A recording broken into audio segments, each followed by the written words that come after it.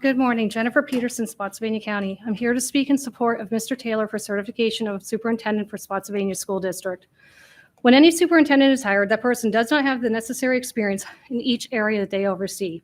A superintendent cannot play every musical instrument and sport, fluently speak all languages offered, experience in elementary, middle, and high schools, and all the subjects taught from special education to dual enrollment, in addition to the landscaping, maintenance, food services, bus driving, and business operations.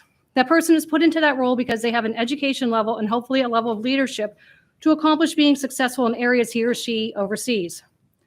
Similarly, Mr. Taylor, as a county supervisor or a county administrator for 2 counties, has experience in overseeing all the various areas that he also does not have the expertise in. Mr. Taylor has experience as an effective and successful leader to oversee areas he has not personally worked. Additionally, he has extensive budget experience in overseeing large budgets with multiple moving parts. What this board is seeing here is political sour grapes being spun by a few people. These people have not met Mr. Taylor to my knowledge, but instead trolled his social media, took posts out of context, and spun a narrative to suit what they wanted it to say. Many in this room who spoke against Mr. Taylor are begging you to go against the will of the majority of Spotsylvania residents who voted for a change after seeing our children being put last with school closures, masks, and most recently, reversing a task to conduct a library audit to ensure school libraries are compliant with Virginia law. The politics do not end in Spotsylvania. One of the speakers here today runs a Facebook page, and one of their commenters was rather disparaging against this board.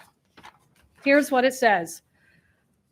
Quote, the 5 Youngkin employees on the VBOE, the board is a group that makes the decision to approve, defer, or deny Taylor's application. They are into privatizing public education. Just read their bios.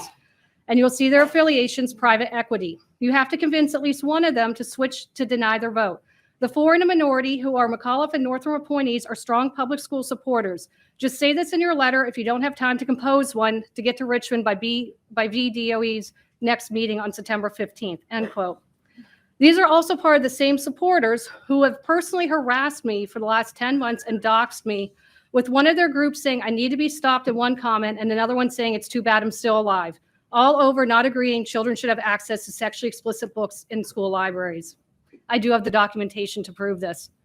This group is begging you to overturn the basic foundation of our country, a Democrat republic, spit in the face of the majority of the voters who spoke loudly with the last election and do their will.